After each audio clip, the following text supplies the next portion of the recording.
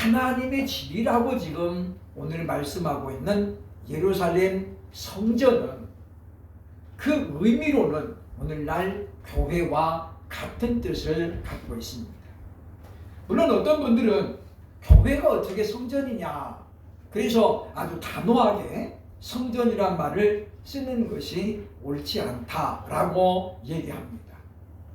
그러나 그것은 잘못된 주장입니다. 왜냐? 교회는 하나님께 예배를 드리는 장소잖아요. 하나님이 임재하시는 하나님의 집이거든요. 그러니까 거룩할 성자에다가 집전자를 쓰잖아요. 그러니까 성전은 거룩한 집이에요. 오늘날 교회는 바로 거룩한 집입니다. 그래서 우리가 물론 성전은 아니지만, 구약에서 말하는 성전은 아니지만, 그러나 그 의미와 개념은 똑같다라고 하는 거죠. 그 말은 무슨 말이냐면, 오늘날 지금의 성도들과 구약시대의 이스라엘 백성은 개념으로는 똑같아요. 왜냐? 하나님의 백성이잖아요. 그러면 오늘날 성도를 가리켜서 우리는 하나님의 백성이다 그러면 틀린 말이에요? 틀린 말 아니거든요. 똑같은 말이에요.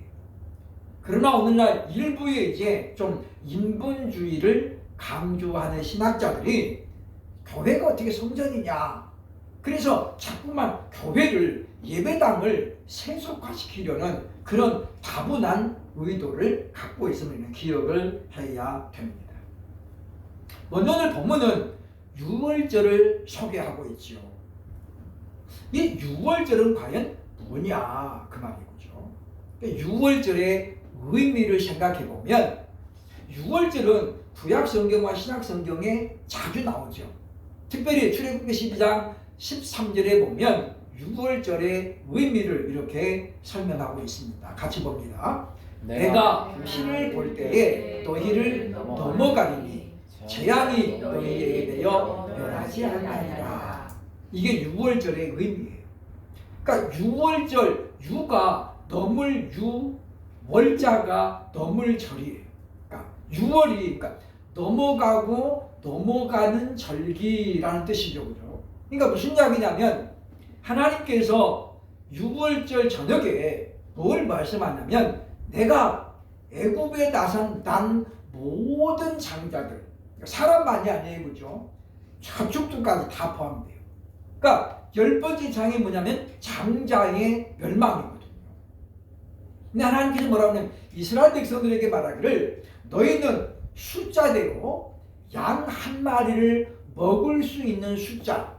그러니까 우리는 부부밖에 없어. 그럼 옆집에 부부하고 짝을 지어서 한 마리를 잡는 거예요. 그래서 양을 잡아가지고 그 피를 문설주에 뿌리면 여호와의 사자가 그 피를 보고 넘어가겠다. 그게 유월절이에요. 그러니까 본질은 뭐냐면 유월절보다는 그 다음부터 지키는 무교절이 더 중요하죠. 그러니까 유월절과 무교절은 항상 붙어 다녀요. 뗄 수가 없어요. 그죠? 그러니까 무교절은 7일 지키는 거예요. 7일.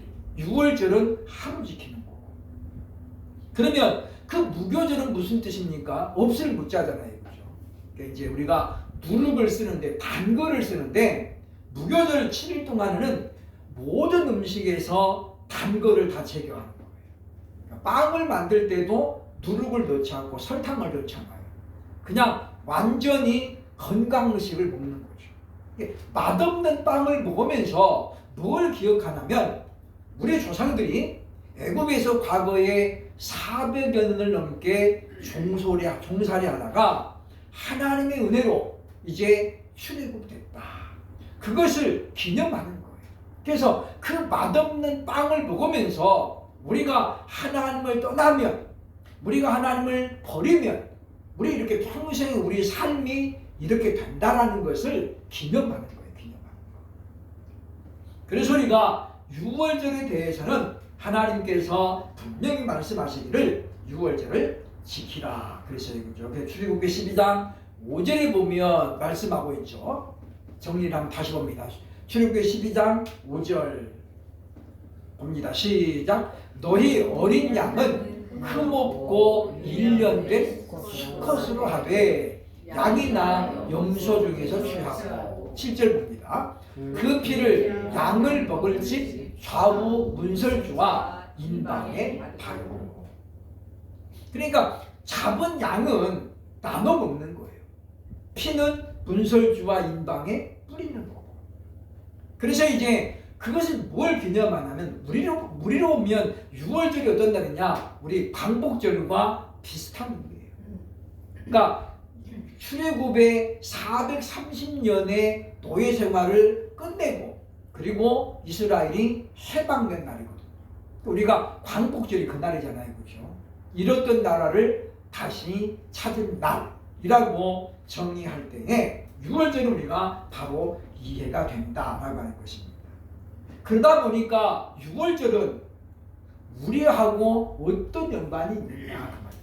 그러니까 이방인들하고는 어떤 연관이 있냐 그 말이죠. 그래서 6월절은 우리의 절기는 아니다라고 하는 거예요. 그래서 하나님은 두 번째 대지에서 6월절을 지키라 명령하죠. 출애굽 12장 14절 보겠습니다. 시작. 너희는 이 날을 기념하여 여호와의 절기를 삼아 영원한 규례대로 대대로 지킬지니라. 그렇게 말씀하셨어요. 그런데 오늘날 왜 교회는 6월절을 안 지킬까요? 그죠? 하나님이 분명히 지금 보면 영원한 규례로 대대로 지키라 그랬거든요. 근데 영원한 규례인데 교회가 6월절을 안 지키는 이유는 두 가지입니다.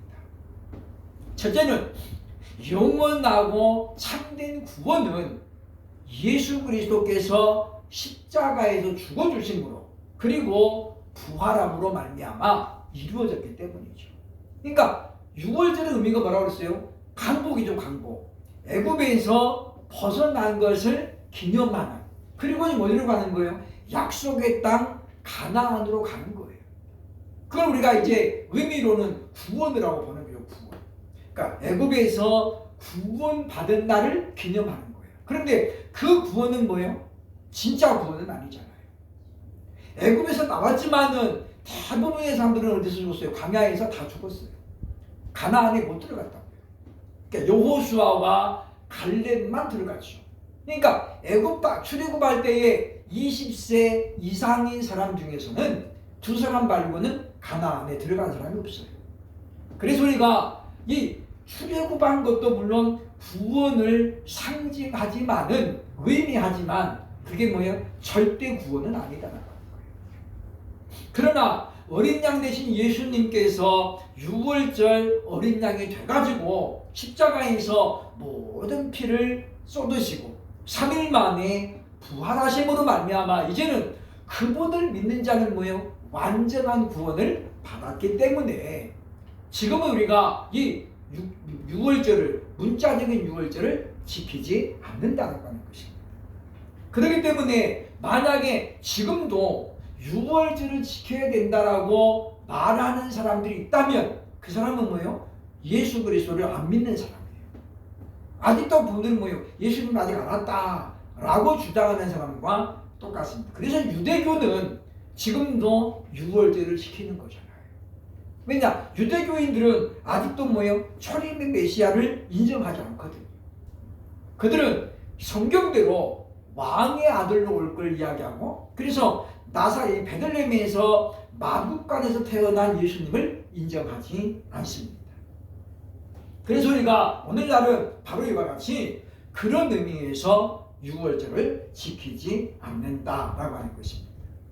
요한복음 6장 39절에 보면 예수님이 누구를 위해서 십자가를 졌는가를 분명히 보여주고 있죠. 그렇죠? 39절 봅니다. 시작. 나를 보내신 이의 뜻을 행하려 함이니라. 나를 보내신 이의 뜻은 내게 주신 자 중에 내가 하나도 잃어버리지 아니하고 마지막 날에 다시 살리는 이것입니다. 그러니까 예수님은 아버지께서 예정하셔서 너는 내 것이다. 선택해가지고 누구에게 맡겼다는 거예요? 예수님에게 맡겼다는 거예요. 그걸 여기 보면 내게 주신 자라고 말하고 있죠. 그래서 이제 칼빈은 성경을 연구하다가 제한적 속죄라는 걸 발견하는 거예요. 그러니까 예수님의 죽으심은 모든 인류의 죄를 짊어진 게 아니라 아버지께서 예수님에게 맡겨주신 사람, 그걸 누구라고 그러나 선택된 사람이라고 그래요. 바울은 말하기를 예정된 바, 그런 말을 쓰고 있죠. 그렇죠? 그래서 이제 우리가 구원 예정론을 말하는데, 그러니까 제한적 속죄는 뭐냐면 예수님의 보혈의 은총은 하나님께서 선택하신 자만의 죄를 용서하신 것이지 모든 사람의 죄를 용서한 건 아니라는 거예요. 왜냐하면 하나님이 선택하지 않는 사람은 그들의 죄를 용서해 줘도 그게 뭔지를 전혀 몰라요. 마치 돼지에다가 진주를 주는 것과 똑같아요. 그래서 안 주는 거예요. 그래서 이제 그리스도 예수는 말씀하죠. 그죠? 내게 주신 자 중에 하나라도 내가 잃어버리지 않는 것이 누구 뜻이라고요? 아버지의 뜻이라는 거예요. 그래서 우리가 교회는 유월절을 지키지 아니하고 보면 그리스도 예수를 믿음으로 말미암은 구원을 선포하는 거예요. 두 번째, 왜 안 지킵니까? 오늘 본문에 이렇게 말하잖아요. 그죠? 13절 보면 유대인의 유월절이라고 말하잖아요. 소유국을 쓰고 있죠. 그러니까 유월절은 누구 거라는 거예요? 유대인 거라는 거예요. 그러니까 우리는 유대인이 아니에요. 우리는 유대인이 아니잖아요. 이방인이잖아요.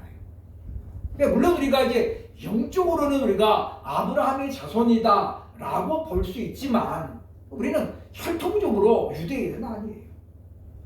그러니까 유대인은 그리스도 예수께서 오실 때까지 유월절을 지켜야 돼요. 그러니까 우리는 뭐냐면 이 유월절은 결국은 뭡니까? 구원에 대한 그림자적인 사건이다. 본체는 누구예요? 어린 양으로 오실 예수님이고 그림자가 뭐냐? 유월절 어린 양이라고 볼 수 있다. 그런데 지금도 안식일을 지키는 데가 있죠. 대표적으로 안상홍 하나님의 교회. 우리 옥목교 건너가면 오른쪽에 하나님의 교회가 크게 있잖아요. 그렇죠? 그리고 이 하나님의 교회가 지금 굉장히 신경이 많이 넓어졌어요. 그 사람들은 안식일을 지킵니다. 그래서 제가 궁금해가지고 한번 이렇게 조사를 해봤거든요. 그러면 진짜로 양을 그렇게 잡아가지고 문설주에 바르는가? 그랬더니 양 절대 안 잡습니다. 왜냐? 그러면 금요일 밤에 어떻게 양을 다 잡아가지고 문설주에 다 바르면 그 위생적으로 얼마나 안 좋겠어요. 그 새들은 사람들은 그거 바르면 주인이 가만히 있겠어요? 나가! 당장 내버립니다. 그 현실적으로 양을 잡을 수 없는 거예요. 그러면 그 다음에 뭐 해야 돼요? 무교봉 먹어요. 일주일 동안. 근데 무교봉을 만들 수 있나요? 집집마다 못 만들어요. 그렇죠? 그러니까 그들은 안식일을 지킨다고 말은 하지만 성경적인 안식일을 안 지킵니다. 그러면서 뭐라고 그래요? 지금 우리는 새 언약에 의한 유월절을 지킵니다.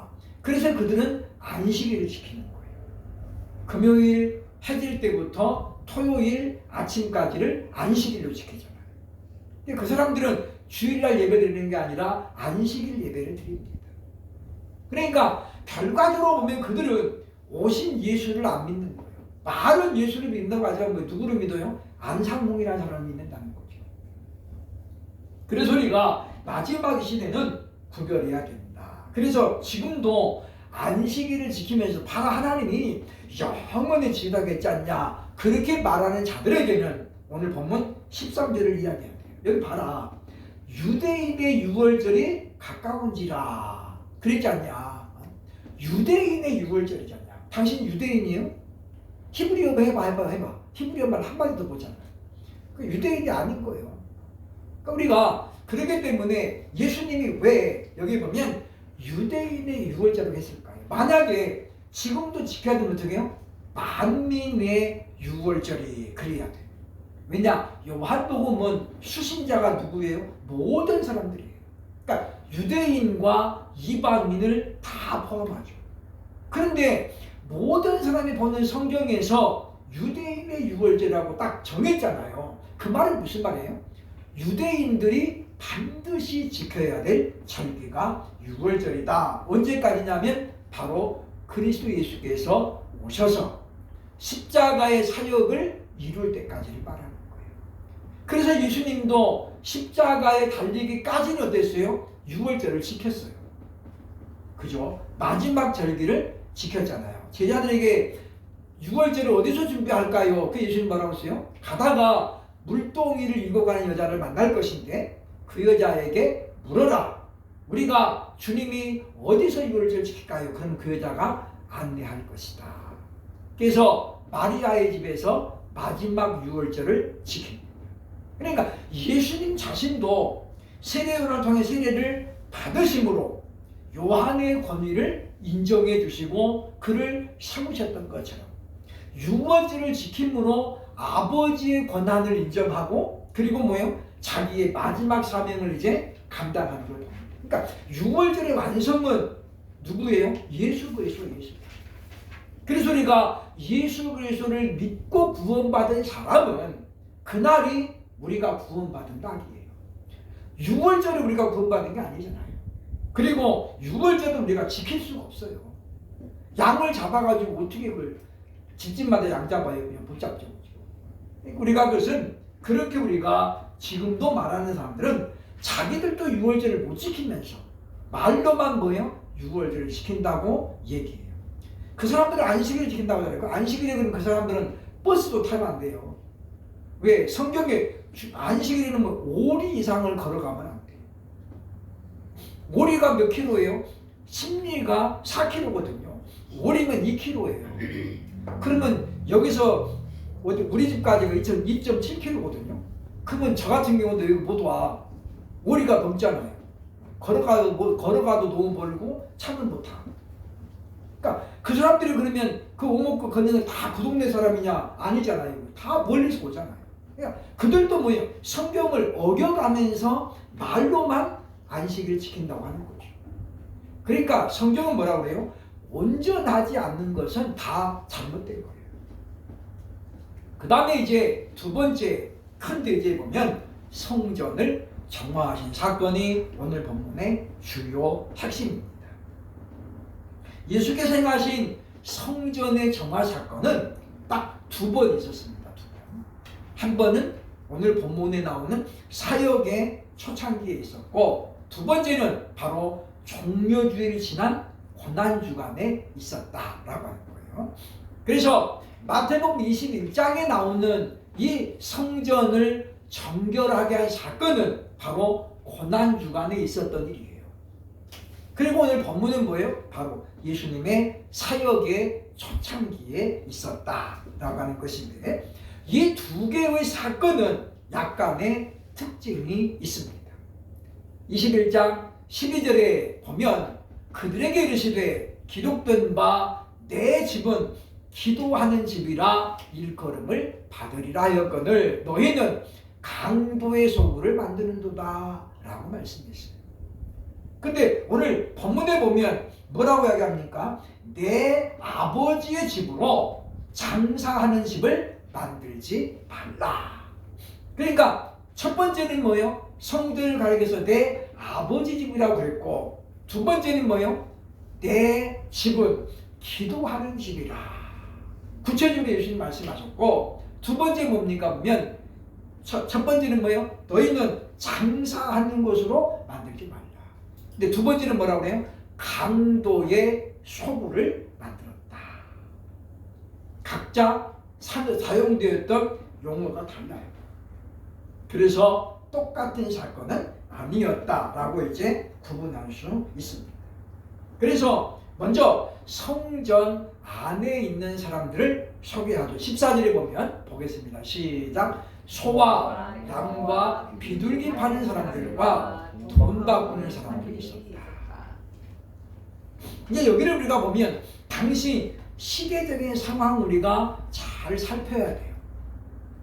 즉 당시에는 하나님께 예배를 드릴 때는 뭐가 필요해요? 반드시 재물이 필요해요. 돈이 아니에요.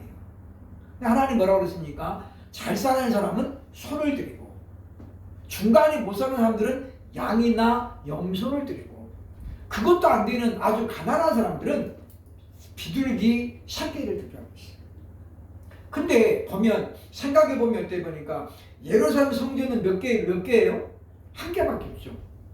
그러니까 예루살렘 전역에서 사람들이 오는 거예요. 안식일마다. 그러니까 멀리서 온 사람들은 어떻게 해요?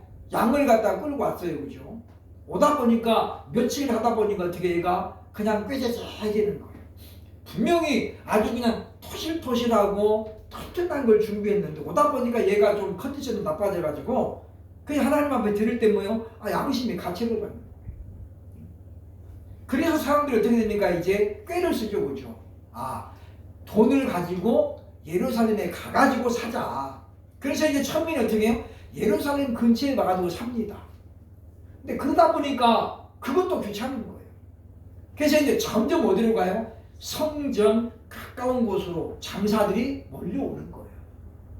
그러다가 이제 그 중에서 아주 좀 탁월한 지혜 있는 사람들이 제사장과 계약을 맺습니다. 우리에게 성전 뜰을 좀 빌려주면 우리가 판매 대금의 몇 프로를 드리겠습니다. 모종의 관계가 맺어지는 거예요. 그래서 성전이 뜰이 넓잖아요. 그죠? 처음에는 어떻게 해요? 성전 뜰에서 장사하는 거예요. 그러다가 그 중에 또 유능한 사람이 뭐예요? 성전의 입구.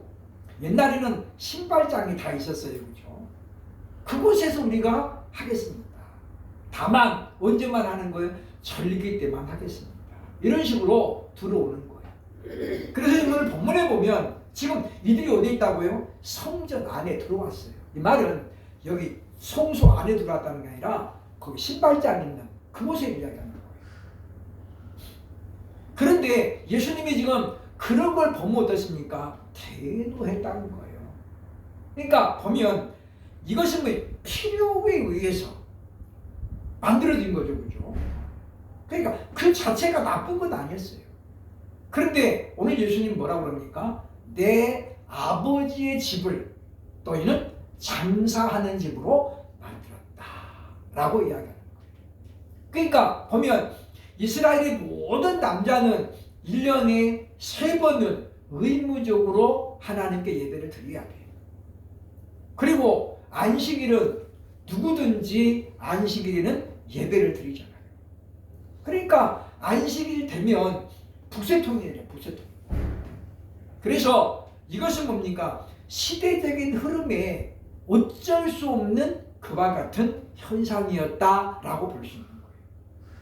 그러면 오늘날 우리가 시대적인 흐름으로 이렇게 본다면 지금도 이제 교회들이 보면 코로나 이후에 많이 사라졌습니다만은 어떤 특수한 목적을 가지고 예를 들면 뭐 아프리카 지역 선교 헌금을 마련하기 위해서 또는 뭐 기금 마련하기 위해서 보면 어떻습니까? 보면 바자회라든가 또는 물품을 판매하는 것이죠. 강남에 있는 모 교회에서는 추수감사절 때는 떡을 판매합니다. 한 덩어리 2,000원 또는 3,000원. 그걸 교회 재정으로 쓰는 게 아니라 목적금을 쓰는 거예요. 대부분 경우 이제 선교 기금 마련을 위한 또는 뭐 여전도회 기금 마련을 위해서 파는 거예요. 우리는 그냥 나눠 먹지만 그 사람들은 공짜가 절대 없어요. 큰 교회는 제가 어느 옛날에 보면 큰 교회 갔더니 밥도 그냥 안 주더라고. 국수 주는데 다 돈 내고 사 먹어야 돼요. 반찬도 뭐 딱 2개밖에 안 나와요. 그러니까 그 교회는 돈이 없어서가 아니에요. 그죠? 그러니까 우리가 그런 부분들이 있을 때 어떻게 해야 되느냐.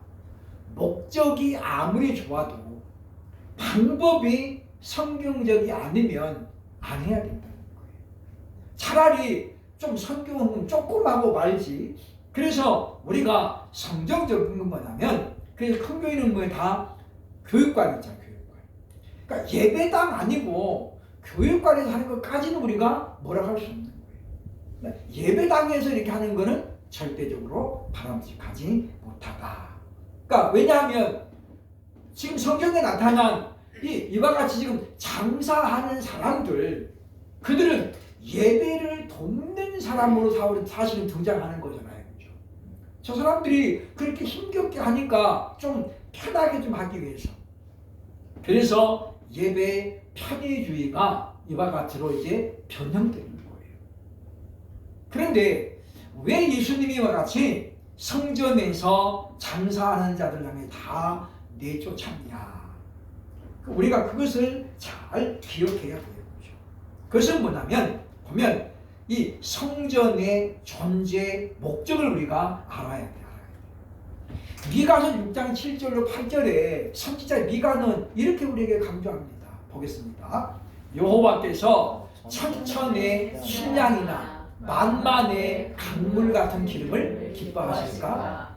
내 허물을 위하여 내 마다들을 내 영혼의 죄로 말미암아 내 몸의 열매를 드릴까? 사람아, 주께서 선한 것이 무엇임을 네게 보이셨나니 여호와께서 네게 구하시는 것은 오직 정의를 행하며 인자를 사랑하며 겸손하게 네 하나님과 함께 행하는 것이 아니냐. 그러니까 미가는 타락해가지고 지금 무너져가는 이스라엘을 보면서 이야기하는 거예요.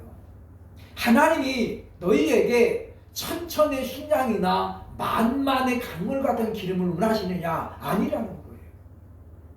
그러면서 하나님이 정말 원하는 게 뭐라는 거에 보면 여기 나오잖아요. 정의를 행하고 인자를 사랑하며.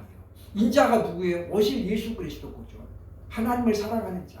그 다음에 겸손하게 하나님과 동행하는 것을 하나님 원하신다는 거예요. 그러니까 우리가 그렇게 뭐 기금 마련해가지고 막 어디 도와주고 지어주고 하는 것보다도 하나님 뭘 구해? 우리가 하나님과 동행하기를 원하신다는 거예요. 그런데 오늘 주님이 말씀하고 있죠, 그죠? 보면 주의 전을 사모하는 열심히 나를 삼키리라 하는 것을 기억하더라. 그러니까 보면 믿음 없이 뭐만 있다는 거예요? 열정만 있다는 거예요. 남들이 볼 때는 그 열정이 뭘로 보여요? 믿음으로 보이는 거예요. 그러나 믿음과 열정은 뭘로 구분해요? 하나님의 말씀에 충실하게 하면 그 믿음이고, 하나님의 말씀을 어겨가면서 하는 건 뭐예요? 그건 열정이에요. 그리고 우리가 구분을 해야 되겠다. 정말 하나님이 정말 원하는 게 무엇일까? 그래서 어떤 사람들은 자기도 하나님 앞에 정말로 예물을 드리고 싶은 거예요. 그래서 도둑질을 했어요. 도둑질 해가지고 하나님 헌금을 드렸어요. 그 사람의 마음은 우리가 이해가 돼요. 얼마나 정말 하나님 앞에 드리고 싶었으면 그랬어요. 근데 뭐가 잘못된 거예요? 방법이 잘못됐잖아요. 그러면 그 하나 드려진 헌금을 하나님께서 받으시겠느냐 그 말이에요. 아니라는 거죠. 근데 우리는 자꾸만 그걸 어떻게 헷갈리는 거예요. 하나님 결과만 좋으면 되겠지. 그래서 우리가 방법을 자꾸 무시한다고요. 방법. 한국교회가 초창기에 기도원 짓고 수양관 질 때 편법을 너무 많이 해줘. 법을 안 지키는 거예요.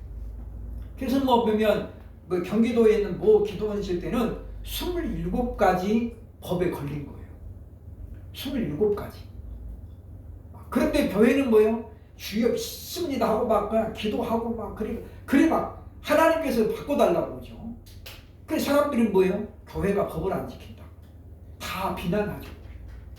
그러면 조금 시간이 좀 더 걸릴지라도 어떻게 해야 돼요? 법을 지켜야 돼요. 우리가 세상 법도 안 지키면서 하나님 법을 지킨다는 건 뭐예요? 그 모순이에요, 모순. 그러니까 우리는 자꾸 빨리빨리 그 누구 관점이에요? 그건 사람 관점이에요, 사람 관점. 외국처럼 지금 담임 목사님이 짓다고 못하면 두 번째 담임 목사가 지으면 되잖아요. 근데 우리는 뭐예요? 그냥 빨리빨리 해가지고 1년 만에 짓고 이렇게. 그러니까 3년 만에 쫓겨나는 거예요. 그러니까 예배당 짓고 쫓겨나는 거예요. 그런 목사님들이 한두 명이 아니에요. 예배당 짓고 쫓겨나잖아요. 그러니까 우리는 그런 걸 보면서 우리가 방법을 성경적으로 해야 됩니다. 독권을 드신 예수님은 15절에 나오죠. 그죠? 독권으로 채찍을 만드사 예수님이 어떻게 해요? 그 진노함을 행동으로 나타내시는 거예요. 상상도 할 수 없는 부분이죠. 그죠? 서로 사랑하라. 원수도 사랑하라. 그런 예수님이 완전히 어떻게 지금 혈기를 부리는 것처럼 다 내쫓고 동전 파는 사람 돈을 막 엎어버리고 그죠? 그러면 예수님은 어떻게 해요? 화를 내시는 거예요. 옛날에는 우리 길가에 가다 보면 동전 바꿔주는 사람들이 있었잖아요. 그죠? 그래서 이제 택시기사들이 급하면 100원을 바꾸면 1000원을 바꾸면 100원을 그 아저씨들이 수수료를 먹고 900원만 줘요. 그죠? 저도 이제 바꿔본 적이 있는데 토큰 파는 집에서도 동전을 바꿔줬어요. 그러니까 참 보면 옛날 이야기 같지만 80년대 초중반까지도 그런 사람들이 있었어요. 그게 직업이었어요. 그죠? 지금은 뭐 찾아볼 수가 없습니다만은. 그러니까 예수님이 지금 다 그걸 그냥 한마디로 말하면 난장판을 치는 거죠. 난장판. 어디에서요? 거룩한 집에서. 누구니까 가능해요? 아버지의 아들이니까 가능한 거예요. 그런데 예수님이 지금 노건으로 채찍을 만들었다라고 하는 부분에서는 뭐가 나타나요? 노건으로 해가지고 때려도 어떻게 상처가 안 나요. 그러니까 예수님 뭐예요? 그 안에서도 최소한의 사랑을 지키고 있는 우리에게 보여줍니다. 그러니까 폭력은 어떤 경우에도 정당화될 수 없다라는 거예요. 제가 예전에 이제 중앙기도원을 혼자 이렇게 자주 갔었는데 그 중간에 가다 보면 그 왼쪽에 집이 하나 있는데 거기 개가 아주 사나워요. 근데 이 아저씨가 개를 안 묶거나 항상 이게 풀려나요. 그죠? 제가 거기쯤 가다 보면 개가 막 확 달려들거든요. 그죠? 1대1로 싸우면 이제 못 이길 것 같아요. 그 개가 크고 그러니까. 그러면 그 주변에 막대기를 하나 딱 집어듭니다. 개가 오면. 막대기를 딱 하나 들면 얘가 오다가 딱 해가지고 뒤로 도망가요. 뭘 보고요? 막대기를 보고. 아, 저 아저씨는 내가 보니까 해볼만 해. 근데 뭐가 들린 거예요? 연장이, 무기가 들리는 거예요. 그럼 얘가 머리가 좋으니까 어떻게 해요? 딱 돌아서 갑니다. 그러니까 바로 그런 거죠. 보면 예수님이 지금 노건으로 만드는 노건은 뭐예요? 지금 이 사람들이 보니까 붉은도 묶고 노건은 다 널려 있는 거예요. 그러니까 그것을 가지고 있어 때리는 게 목적이 아니라 뭐예요? 그 하나의 보여주는 거예요. 그래서 예수님은 어떠한 경우에도 본질적인 사랑을 놓치지 않았다라고 하는 것입니다. 그러면서 내 아버지의 집으로 장사하는 집을 만들지 말라. 예수님 말씀하죠. 그렇죠? 그래서 우리가 이 부분에서 우리가 다시 한번 생각할 것이 있습니다. 성전의 목적이라는 거죠. 목적이라는 거. 그러니까 오늘날 예배당도 마찬가지예요. 교회가 존재하는 목적이 뭐냐? 첫째는 뭐예요? 하나님께 예배를 드리는 목적으로 존재하는 거예요. 그러니까 이것에서 어긋나면 안 된다는 거예요. 그래서 교회가 제2의 장소가 필요하고 제3의 장소가 필요해요. 그게 우리가 흔히 말하는 교육관이고 선교관이에요. 우리 같이 이렇게 예배당 하나밖에 없다. 우리는 여기서 아무것도 못해요. 그러니까 우리가 바자회 하는 분들도 물론 있어요. 그죠? 근데 우리가 그런 것들을 우리가 잘 생각해야 돼요. 정말 하나님이 그걸 기뻐하십니까? 그래서 하려면 어떻게 해야 돼? 우리가 1층에 내려가서 하든가 아니면 저쪽 주차장에 좀 양해를 구하고 하든가. 어쨌든 우리가 예배의 처소 안에서는 안 하는 것이 옳다라는 것입니다. 그래서 우리가 보면 옛날에는 전도를 목적으로 뭐예요? 예배당을 빌려주는 교회가 많았어요. 투표하면 선거하면 우리 교회 투표 장소로 드리겠습니다. 그래가지고 교회에서 투표하는 거예요. 지금은 다 없어졌잖아요. 그죠? 또 예전에는 민방위 훈련을 교회에서 했습니다. 제가 목동 제자교회에서 민방위 훈련을 제가 직접 갔었는데 그때 제가 이제 민방위 대원이었으니까 그 교회 이렇게 본당이 계단으로 쭉 올라가요. 그죠? 가면 담배꽁초가 계단에 막 수십 개가 떨어져 있는 거예요. 왜냐하면 그 남자분들은 거기 왜 온 거예요? 민방위 훈련 받으러 온 거예요. 예배드리러 온 게 아니에요. 그러니까 그 버릇이 어떻게 해요? 똑같이 나와요. 그러니까 오죽하면 거기 계단에다 붙여놨더라고요. 담배 꽁초 버리지 마시오. 그러면 그 사람들이 담배 밖에서 피우고 들어가면 냄새가 어떻게 담배 연기가 저 성전에 막 차는 거예요. 그렇게 해서 전도가 된들 그 사람들이 어떻게 해요? 뭐 교회에서 담배 피워도 되는데 하나도 본질적인 것이 바뀌지 않아요. 그리고 교회의 거룩성에 대해서 생각을 안 하게 되는 거예요. 그러니까 우리는 예수님께서 마태복음 21장에서 말하기를 내 집은 기도하는 집이라. 그렇게 말씀하신 분이 다시 한번 기억을 해야 되겠다는 거예요. 그래서 우리가 예배당은 말 그대로 뭐예요? 예배를 드리는 처소예요. 예배를 드리는 장소예요. 그 예배를 통해서 하나님을 만나는 거죠. 하나님과 교통이 이루어지고 아버지 제가 여기 왔습니다. 물론 하나님은 우리가 어디에 가든지 우리와 함께 하시지만 그러나 우리가 예배를 통해서 하나님에게 은혜를 주시고 나를 만나 주시고 내 예배를 받으시는 것은 어디에서요? 바로 예배당에서 가능하다는 거예요. 그래서 구약시대에 있는 아브라함은 어디서 예배를 드렸어요? 가는 곳마다 예배를 드렸어요. 그때는 성전이 없었을 때니까. 그리고 지금 어떻습니까? 지금은 교회 시대잖아요. 그래서 유럽에 갔을 때 루디아의 집에서 예배를 드리는 거예요. 그것이 어디가 돼요? 루디아의 집에서 드리는 교회가 빌립보 교회가 됩니다. 프리스길라와 아굴라 집에서 예배를 드리는 거죠. 그런 교회가 이제 루스드라 교회가 되기도 하고 교회가 되는 거예요. 가정교회가. 그래서 철저하게 가정을 구별해가지고 예배로 하나님께 영광을 돌렸다라는 것입니다. 그래서 우리가 어떤 교회가 외적인 성장을 너무 추구하다 보면 주객이 전도되죠. 주인이 그냥 바뀌는 거예요. 하나님은 나곤나가 되고 사람들이 주인이 되는 잘못된 모습을 보일 수 있다라고 하는 것입니다. 그래서 예수님은 마태복음 5장 13절에서 우리에게 경고합니다. 보겠습니다. 시작. 너희는 세상의 소금이니 소금이 만일 그 맛을 잃으면 무엇으로 짜게 하리요? 후에는 아무 쓸데없어 다만 밖에 버려져 사람에게 밟힐 뿐이니라. 지금 누구에게 관한 이야기냐면 이건 뭐예요? 그리스도인에게 관한 이야기고 교회에 관한 이야기예요. 교회가 너희는 그 말 교회는 세상의 소금인데 소금이 그 맛을 잃어버리면 교회가 그 본질을 잃어버리면 어때? 사람들은 다 발로 밟고 다닌다는 거예요. 그러니까 교회가 오늘날 어떻게 해요? 결국은 존경받지 못한 기관으로 전락했다. 사람들이 예전에는 상상도 하지 못했던 일들을 오늘날 어떻게 해요? 그냥 스스로 무시하잖아요. 스스로 무시. 그러니까 예전에는 세상 사람들이 교회 목회자들을 그렇게 비난하거나 그런 일은 상상도 없었어요. 못했어요. 그렇죠? 근데 지금 어떻게 보니까 저 나무개, 소 나무개 그냥 막 옆집 개구듯이 부르고 다니잖아요. 물론 원인이 그분들에게도 있을 수 있습니다. 그러나 그만큼 교회의 권위가 지금 떨어졌다라고 우리가 봐야 된다는 거죠. 역대하 29장 5절에 보면 이렇게 말합니다. 또 너희 조상들의 하나님 여호와의 전을 성결하게 하라.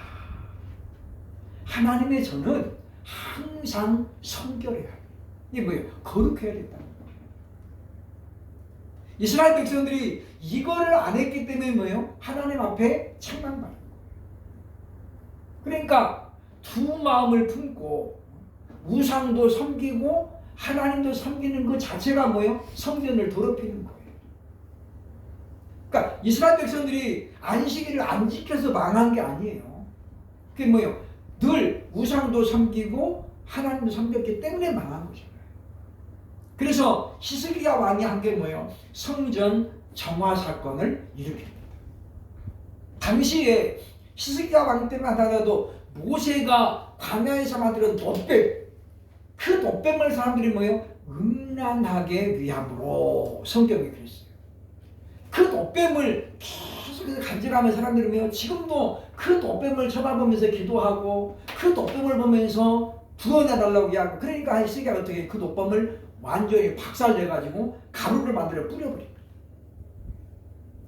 그러니까 어떻게 보면 히스기야는 아주 굉장한 도전자예요. 왜 그랬을까요? 그 모세의 녹뱀이 뭘로 쓰이니까요? 우상 숭배로 쓰이니까 그걸 못 보는 거예요. 그래서 뭐예요? 여호와의 전을 성결하게 하라는 하나님의 말씀을 따라, 그게 뭘로? 우상으로 지금 쓰이고 있으니까 뭐예요? 과감하게. 그러면 그 히스기야의 행위가 모세를 부정하는 거나요? 아니잖아요. 모세에게 도전하는 게 아니에요. 그러니까 모세의 녹뱀은 언제만 필요하냐? 그때 당시 딱 일회성이에요. 한 번만 필요한 거예요. 우리도 잘못하면 그럴 수 있다는 거예요. 그래서 우리가 오늘 이 요한복음 2장에 나오는 말씀은 너무나도 많이 알려진 그런 내용입니다만은 교회의 표지는 거룩성이 있습니다. 그러니까 세속화된 교회는 그 교회가 아니에요. 왜냐? 오늘 예수님 말씀한 것처럼 내 아버지의 집은 기도하는 집이에요. 그 집은 장사터가 될 수 없고 강도의 소굴이 될 수 없어요.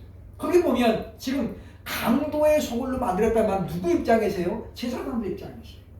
너희들이 받을 만큼 받으면서도 오히려 뭐야? 더 지금 돈을 벌기 위해서 강도가 됐다는 거고, 첫 번째는 뭐예요? 너희들이 장사를 만들었다는 게 뭐예요? 양쪽을 다 이야기하는 거예요. 그리고 우리가 이와 같이 하나님을 주의 전을 사모하는 열심히 나를 삼키리라, 이 말씀을 기억하면서 우리가 맹목적인 그와 같은 열정, 그러니까 이 말씀이 어디 나옵니까? 보면 시편 69편 9절에 나오는 말씀이에요. 시편 69편 9절에 있는 말씀, 너희의 그 열정이, 그죠? 주의 전을 사모하는 열심이 나를 삼키리라. 결국은 유대인들이 예수님을 십자가에 못 박은 것도 이 부분에 해당되는 거예요. 그들은 뭐예요? 율법을 문자적으로만 알아서 문자적으로. 그래서 우리들이 성경을 볼 때는 문자적인 해석이 첫 번째지만, 두 번째는 뭐예요? 역사적인 해석도 해야 되고 신학적인 해석도 해야 되고, 그 다음에 뭐예요? 보면 우리가 이 의미적인 해석도 필요하다. 이 숫자가 무슨 의미인가? 6월절이 과연 어떤 의미인가? 이걸 우리가 잘 살피고, 우리는 그 의미와 정신을 우리가 기억할 정신. 6월절의 정신을 우리가 반드시 기억하면서, 우리가 죄에서 해방된 날, 우리가 거듭난 날, 부문받은 날, 이것에 대해서 우리가 감사하고, 그러면서 우리가 무교절을 지키는 심정으로 과거와의 단절을 꾀하고, 그래서 새 사람으로 변화되는 힘쓰는 우리들이 돼야 되겠다라고 하는 것입니다. 그래서 우리가 방법을 무시하면 안 돼요. 많은 사람들이 목적만 좋으면 될 거 생각하는데 그렇지 않습니다. 방법도 반드시 성경적이어야 된다라는 걸 우리가 기억하고, 우리가 올 남은 한 해를 또 살아가면서 무엇을 하든지 간에 하나님이 원하는 방법대로, 하나님의 뜻대로 해나가는 저와 여러분 될 수 있기를 주의 이름으로 축원합니다. 기도하겠습니다.